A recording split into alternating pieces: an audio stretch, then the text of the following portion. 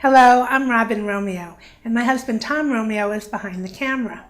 For the past few months, we've invited some of our very talented friends over for a home-cooked dinner, some good conversation, and as it turns out, some really terrific performances. Tonight's program features two of Long Island's musical treasures. Marcy Geller is a highly accomplished singer-songwriter whose music can be heard on television soundtracks from PBS to ABC Family. Her instrument is the keyboard, her voice is fresh and earthy, and her songs come from her heart. Joffen and his guitar have shared the stage with such acoustic luminaries as Richie Havens and Suzanne Vega. His award-winning songs are clever, culturally rich, and insightful. Josh's wife, Maya Joffen, joins us for the conversation, and we hope you will too, after dinner. Whatever you want.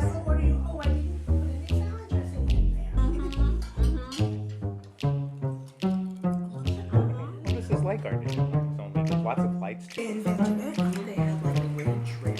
a ranch, the Hidden Valley Ranch. And they came up with this salad dressing. Well, I can put the bread. This is why we're here today. This is an intervention, isn't it? It has nothing to do with music. My parents will tell you that before I walked, that if there was any music playing at all, I would instantly start doing the twist. I just start, and I would hum to myself, and my first experience with an instrument was actually at my great aunt's house. She had a piano, and they just, whenever they couldn't find me, they would always find me playing the piano. And my parents couldn't afford to get me one. They did buy me an Emily organ that they had plugged in and turned on for Christmas morning when I was 3 years old, and they woke up and I was playing Silent Night by ear.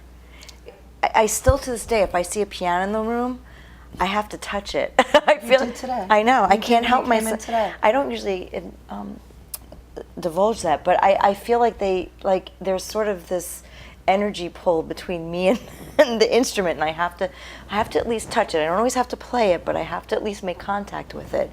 It would be better to say I went through a string of failed attempts at music before winding up on guitar. Okay. I mean, the piano, I didn't get a chance to play a lot. But the first instrument that I actually picked up and handled was one of those horrible little black tonettes. The torture pipe. The torture I pipe. had one. Yes. Yeah. I don't understand how third grade teachers don't go insane. I really don't. I think they do. do. So what were you playing when you weren't trying the torture pipes? I wasn't playing anything, really. I was singing. You were singing. Yeah, I always liked to sing. My mother would play the piano, and she would play Irish folk songs, which, you know, for a Jewish school teacher. Yeah. Awesome. Yeah. That's awesome. And that's really where I started. And then she had a lot of the classical folk albums. You know, she had the Weavers, and I grew up on the Weavers, and Theodore Bikel. You know, all these international folk songs. And he would accompany himself on a nylon string guitar. Oh, wow. And the stuff was just great. Wow. This is called Postcard from Antigua. It seems like every time we go down, I get a new songlet.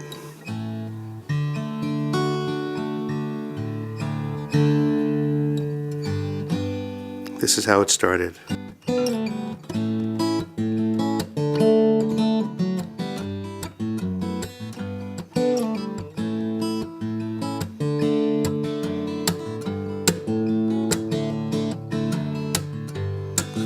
This postcard was left at the hotel desk with a brown-skinned girl in a floral print dress on the sun-drenched island with the fine white sand where my love and I walked hand in hand. You can stand waist deep in the turquoise sea while the palm trees rustle in the tropical breeze, but that breeze won't help you when the sun gets high. Then it's SPF 30 or you're gonna fry. Hello from old Antigua. Here is a postcard from Antigua. Life's a beach in old Antigua. You know we had us a great time.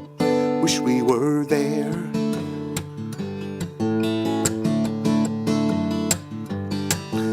Postcard hung out for a couple of days, then was taken into town in the usual way, past goats and chickens and one-room shacks, over car-eating roads that could break your back, where they drive on the left and there are no signs. The views are splendid, but the curves are blind. There's something waiting for you over every hill, and if a cow doesn't stop you, then a pothole will. Hello, old Antigua.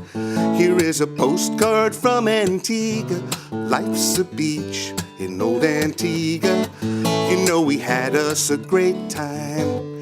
Wish we were there. Now when the sun goes down, you can find your way by the light of the moon and stars. And the tree toads chime, the mosquitoes dine, and the geckos patrol the bars. And you can sip coladas by the waterside, float away on the island rum, but make love to the thunder of the rolling tide and the air conditioners hum. And God bless the air conditioner.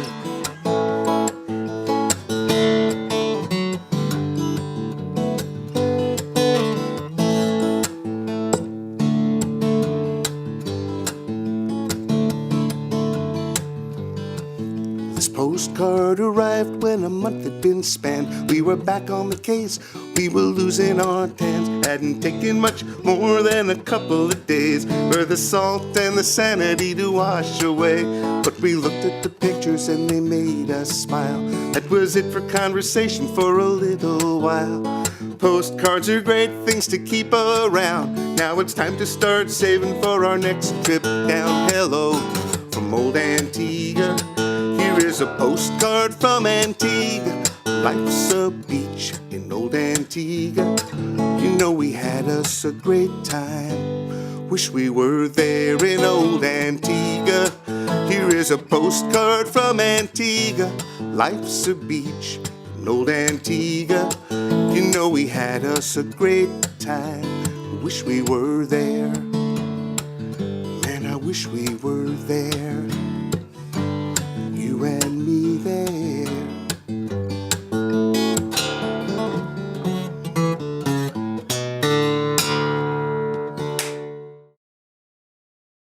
My dad was a huge Janis Joplin freak, and a huge Barbra Streisand freak. So you couldn't get more diametrically opposed singers. Like my father fashioned himself sort of an unofficial talent scout, and actually used to go down to the village and would come home all excited with, this is the next big thing. And I very specifically remember the day that he brought home the Carly Simon No Secrets album. Oh. And I said, you just bought that because you can see her boobies. That's, because that was what my little brain was thinking. Uh-huh. But once I heard the album, I don't think he ever saw it again. I confiscated it, and that's how I was. I was kind of compulsive. I would just listen to this one record over and over and over and over again.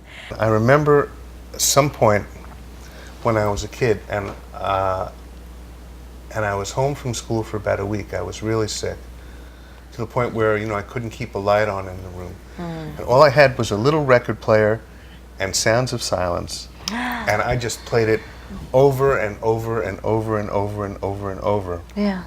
And in fact, the first record that I ever purchased later on was also a Simon and Garfunkel record. That was Parsley, Sage, Rosemary, and Thyme. Mm-hmm. And again, it was just playing over and over and over and over. Gets into your soul. But I'm curious to ask you, how do you feel your live performance is either different or similar from recording? What's that process like for you? Well, the live performance is very much, the live performance is very much in the moment. Right. And you're not going to go back and redo anything. Right. If you're not happy with how it came out, then you're not happy with how it came out, and it's time to go on to the next thing. Mm-hmm. With the recording, then you have the chance to be more painstaking. Right. And in my case, the necessity. I was going to ask you, how crazy do you get with it? Because I know what I do to myself. I'm just curious. Do you torture yourself when you record? Or do you enjoy it? Or is there a balance? No, I mean, I really enjoy it. The song's called Crazy Horse.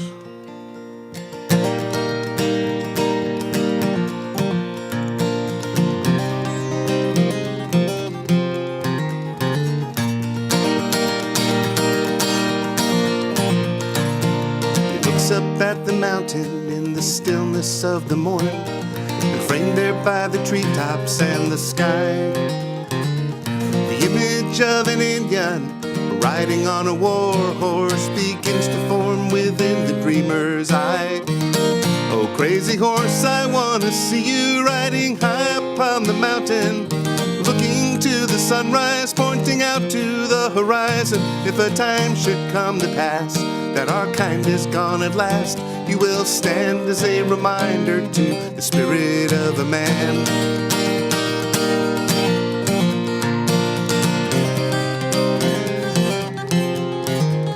When the sacred lands were trampled, when the treaties all were torn up, he led his peoples fight against the tide, until the Sioux were finally broken, then betrayed unto the white man. He was fighting for his freedom when he died. Now a sculptor from the cities has come west to carve a statue, a memorial to that warrior of fame. And the wind and sky above him and the earth below are singing of the way it was before the white man came. Oh, crazy horse, I want to see you riding high upon the mountain, looking to the sunrise, pointing out to the horizon. If a time should come to pass that our kind is gone at last, you will stand as a reminder to the spirit of a man.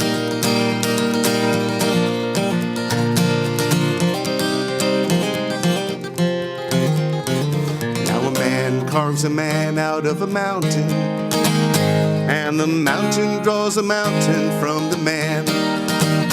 And it's day by day, it's clay working clay, you understand. He understands that 30 years are but a moment when they're set against a mountain, but it's different when they're measured by a man. And though he's happy with his bargain, he's feeling just like Moses, 'cause he knows he'll never reach his promised land. Oh, crazy horse, I want to see you riding high upon the mountain. I have poured my life into you, you'll be here when I'm forgotten. If a time should come to pass that our kind is gone at last, you will stand as a reminder to the spirit of a man. If a time should come to pass that our kind is gone at last, you will stand as a reminder to the spirit of a man. If a time should come to pass that our kind is gone at last, you will stand as a reminder to the spirit of a man. I admire the tenacity. I admire the believing in yourself. I admire the road that you pave for yourself when you decide to be a musician, and you're not going to be pop, what is it, 40, 10, whatever. Top 40. Yeah, you're not going to be that. You're going to be something else, and you create your own little groove. How are you pleased with the groove that you've created, and how would you describe it, and how would you change it? Yeah, I mean, you know, what I do expresses, it expresses who I am artistically. If I had, you know, if I had more training, if I had more tools, if I were a different person, things would come out differently, you know. I mean, God bless the people that have a gift for top 40. You know, as long as they don't make themselves crazy trying to duplicate something that, you know, that they once had. My dad was an artist. What kind of artist? He was an experimental filmmaker and a collagist. Awesome. Around the time of Andy Warhol. Oh, how cool. So you come from creative stock. Well, that was, yes, on the other hand, you know, his dad and everybody else in the family are all like ultra-Orthodox rabbis. Wow. Yeah. That's So- amazing. This was my family. A lot of respect, a lot of affection for these guys. But I don't really aspire to that at all. Right. And yet, one of your most beautiful songs has come out of. Well, yeah. There's a song that I wrote called The Wall, Yeah. which is, 2,000 years of Jewish history compressed into about 6 minutes. There you have it.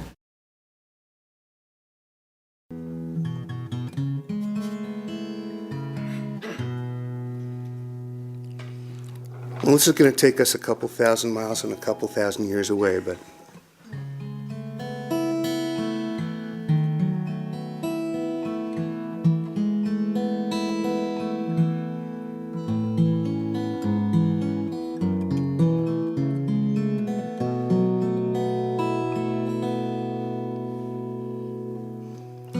it's 2,000 years ago, where the Jordan cools the land, and a people rise in pride against a Caesar's hand, and Rome sends her legions in, casts the people to the wind, and back in Jerusalem leaves little standing but a wall.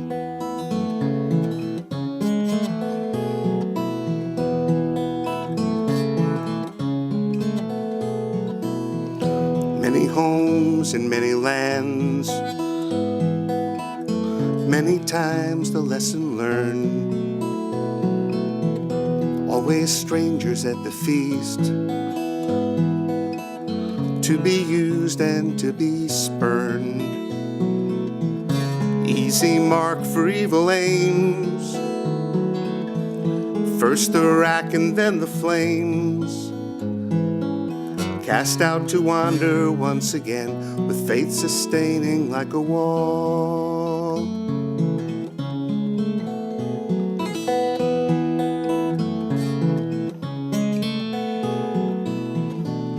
And the land gains great renown, a jewel for every crown, on the hill above the town, crescent moon gleams in the morning.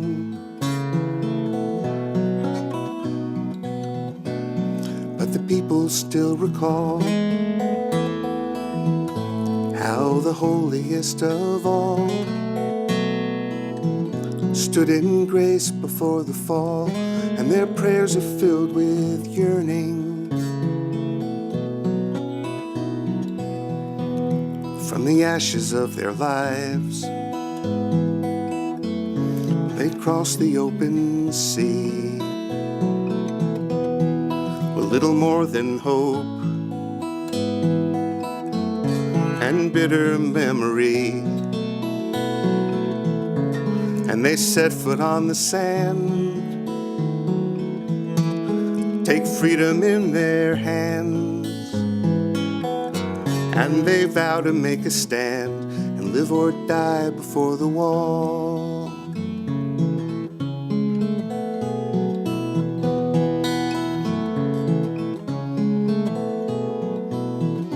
And now a nation once again,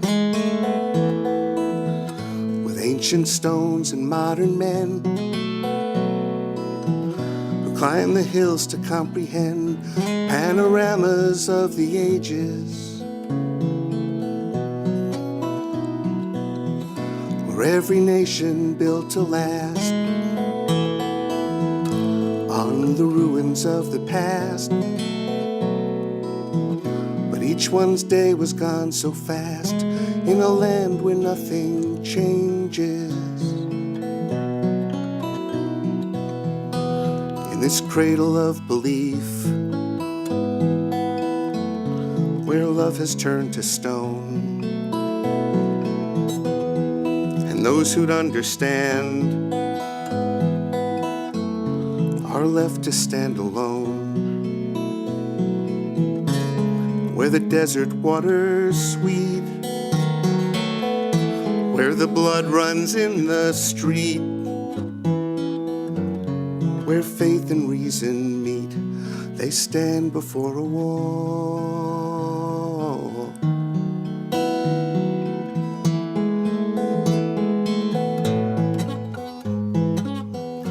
Where the past and future meet, they stand before a wall.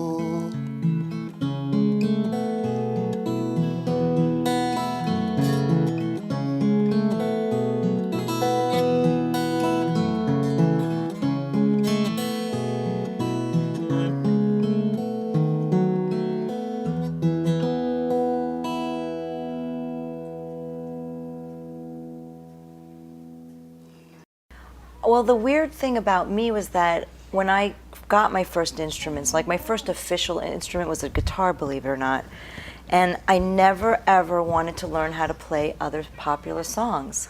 I instantly started writing my own songs.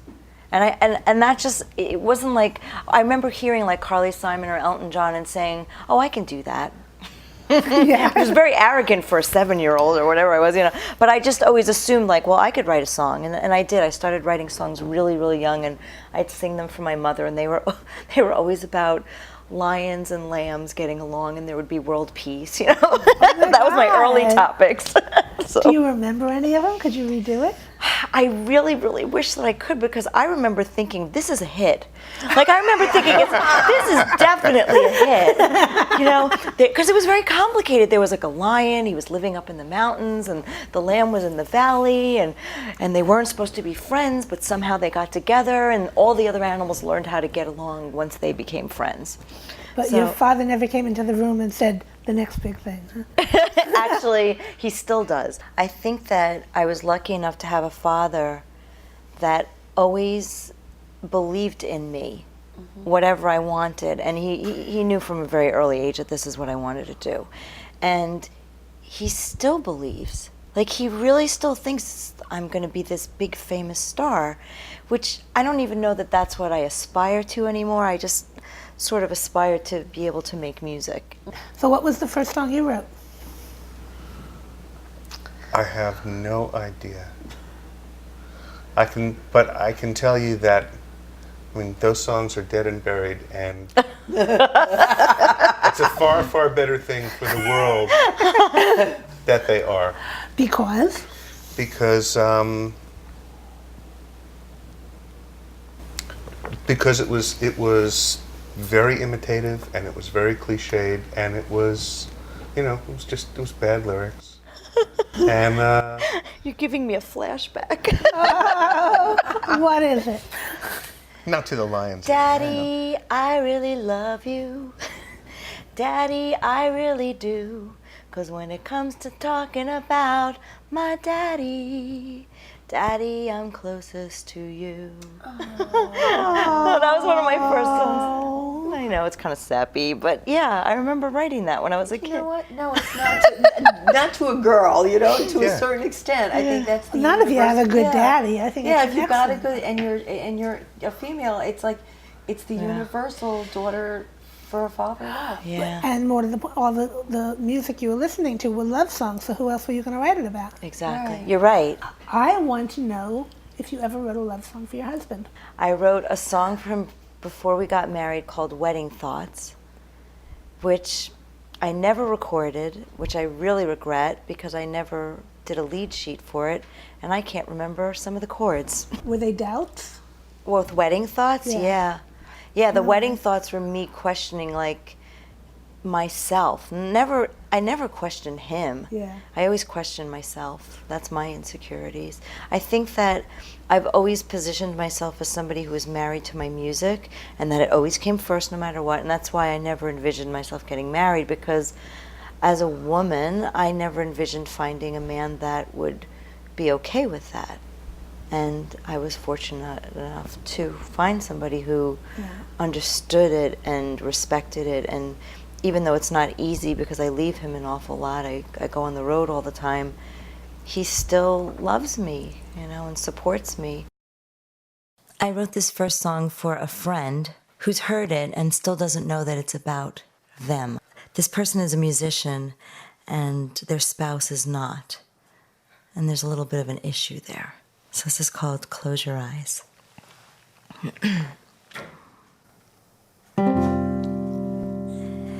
You traveled to the ends of the world to buy her the comfort she needs, but she's forgotten why she loves you, blind to your spirit and belief. So you cling to the edge of a bottle, you taunt it with words and with whims. Confess your passion to a stranger so he can etch it into your skin. Close your eyes, someday peace will find you. Close your eyes, never let her words define you.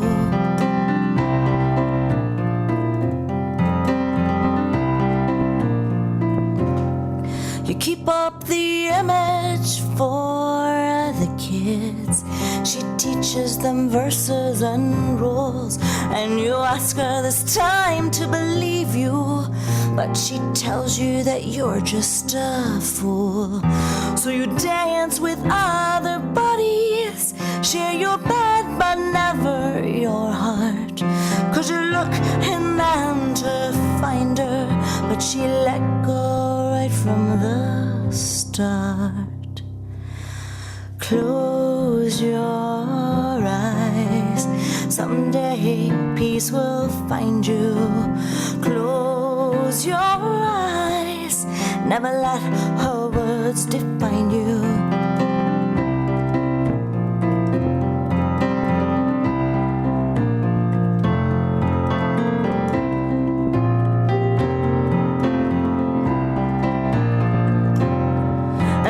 Search for a savior, disillusion answers your prayers, but the passion that sits inside you will shelter you from all this despair. Close your eyes, someday peace will find you. Close your eyes, never let her words define you. Close your eyes, oh someday peace will find you. Close your eyes, never let her words define you. Josh, have you written a love song for your wife? Yeah. My favorite is Waltz.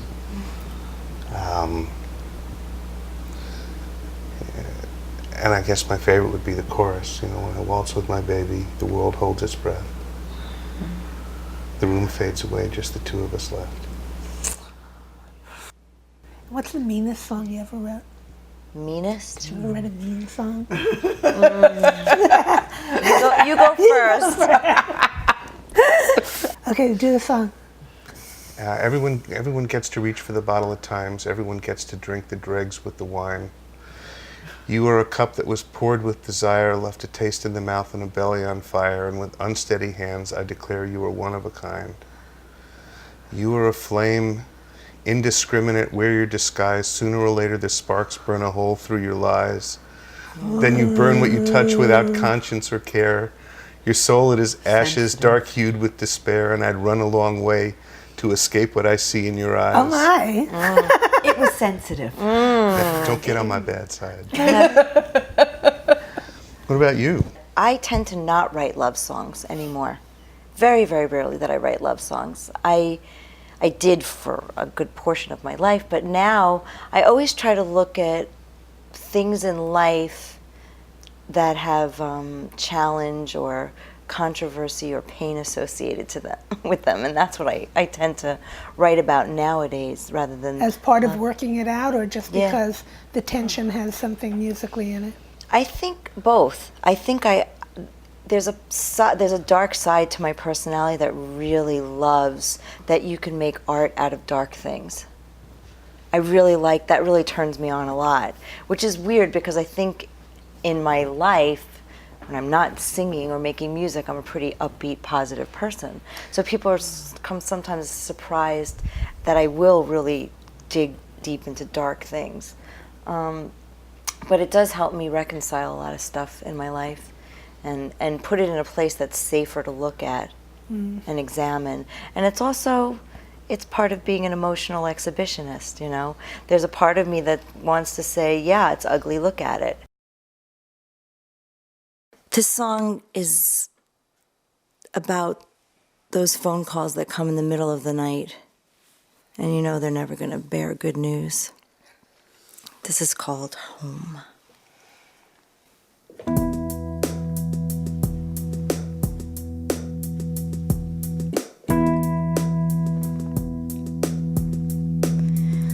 When the phone broke the silence and a voice revealed the truth that I'd been waiting for but hoped would never come. What little peace I shared with slumber melted into streams of tears, and the helplessness I felt just left me numb. I abandoned expectations, flew through heaven overseas, and I prayed that you'd be here when I touched ground. As I gazed upon your body, I could not find your soul, so I held your hand and hid my fear and doubt. Now I'm home, but I feel so far away. I am home, but it feels like outer space, and I can't feel my body, but everything just takes. Nothing will feel right until you're home.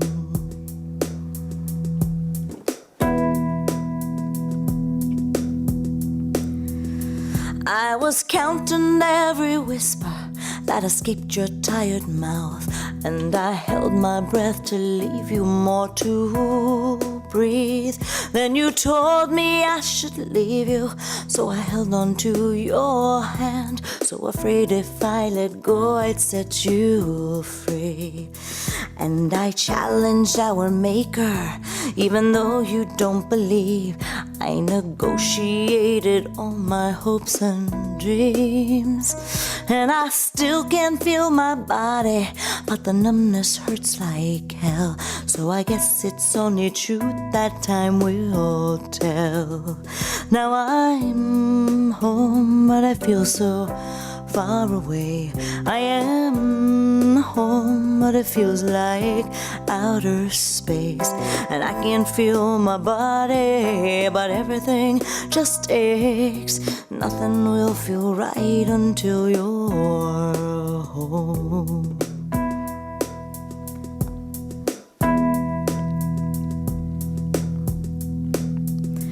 La da da da da da, la da da da da, la da da da da da da da, la da da da da, la da da da da, la da da da da da da.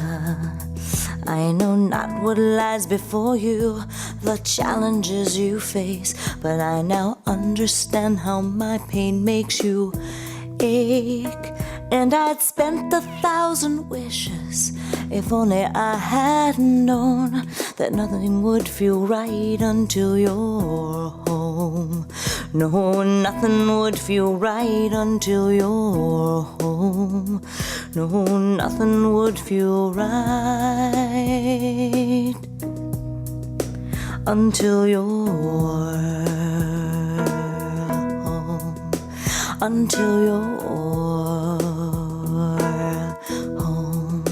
Until you're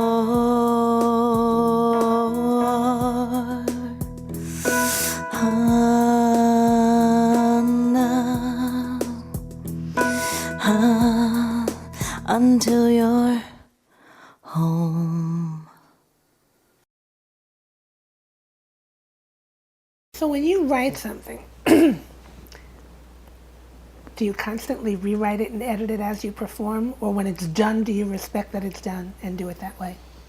I'm a done person. Unless something really isn't feeling right, when I'm done, I'm done. And I really expect that it's done. And I'm really okay with that until somebody else says something, and I'm very adamant, like, no, that's the way it goes. I'm very stubborn that way. Maybe it's arrogant, I don't know. No, it used to be that when, when I would write something, I would write it, I would work at it. I would rewrite it, if I felt that it needed it. But at the point that I first performed it, then I kind of felt that it was locked in. Then it's in stone. Yeah, Right. I'm a little less adamant about that now. There's a big difference between writing and performing. Performing is at least 50% about communication with the audience, but it's also, it's also revisiting the song. And the Yeah. emotion behind Yeah. it. Yeah. And the feelings that drive the song, if you can get to them, and then taking that and giving that to the audience as well. I do really try to put myself in that place of when I wrote it and what inspired me to write it, so that whoever's listening at that moment really gets to experience it the way I experienced it for the first time. And sometimes I almost feel like I do have to pull back a little bit, because I have a hard time singing if I start to choke up. So I do have to sort of moderate my emotions to a certain degree. Yeah. I think I've learned to use my body and the way I play sort of to express a lot of that in conjunction with my voice, so that way I can still stay strong with the singing instead of falling it with your apart. body. Yeah. Yeah. But no, it's not faking it. I mean, It's not, it's real. Well, it's, yeah, you're walking a tightrope. Yeah. does the applause really give it back to you, give you that energy? Applause are fabulous. Obviously, as Westerners, we expect and want to hear applause, but it's really, to me, I love being able to look out into an audience, and you do feel an energy, don't you think? I mean, I think that you really, when an audience is with you, and they're feeling your words. They're not just hearing what you're saying, but they're feeling it and connecting. And I will very often lock eyes with people in the audience, because I can tell that they really want something from me, and I try to give it. So applause are nice, but everybody welcomes that. But I think that just knowing that something that you sang impacted somebody, even if it's just one person that night, you feel like you did your job.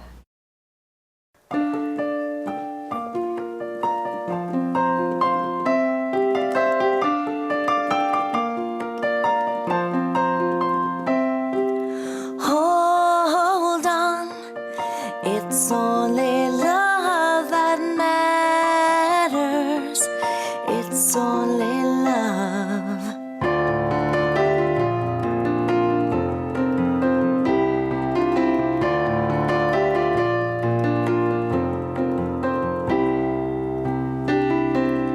Outside I hear you wrestle the wind, painting our front porch with lights and trim.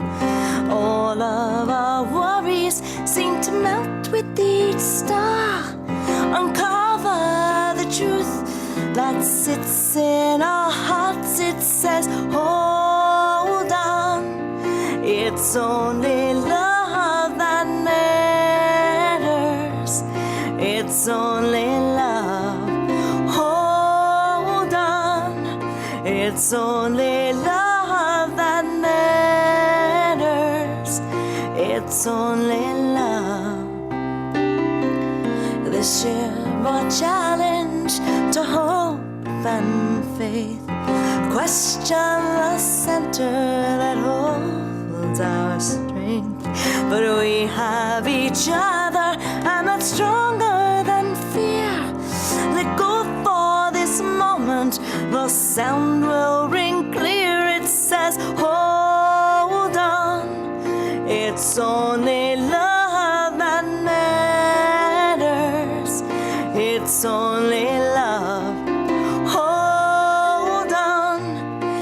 It's only love that matters. It's only love, and I know it's hard to believe we'll get through. But here is the one thing that always rings true. It says, hold on. It's only love that matters. It's only love. Hold on. It's only love that matters. It's only love. Hold on. It's only love that matters. It's only love. Hold on. It's only love that matters.